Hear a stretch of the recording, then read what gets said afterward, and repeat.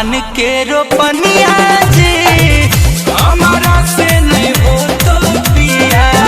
धान के रोपनिया जी हमारा से नहीं हो तो पिया।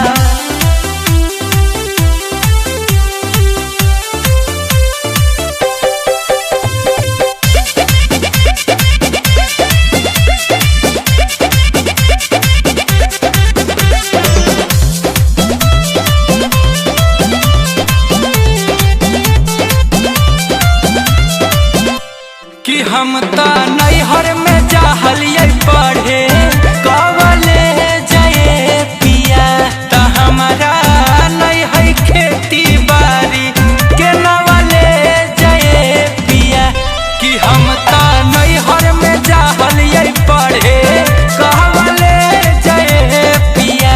त हमारा नहीं है खेती बाड़ी के नवले जाए पिया।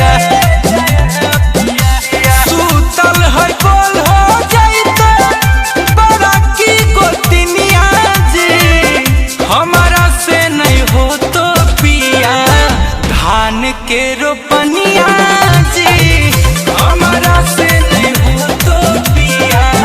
धान के रोपनिया जी हमारा से नहीं हो तो पिया। धान के रोपनिया जी हमारा से नहीं हो तो पिया।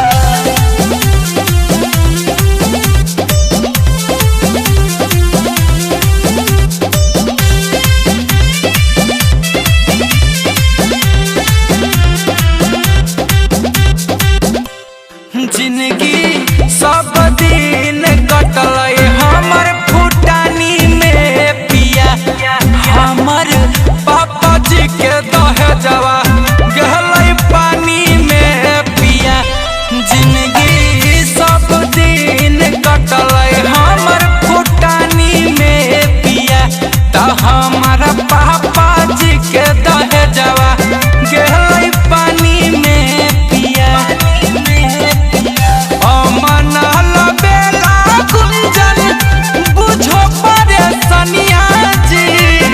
हमारा से नहीं हो तो पिया।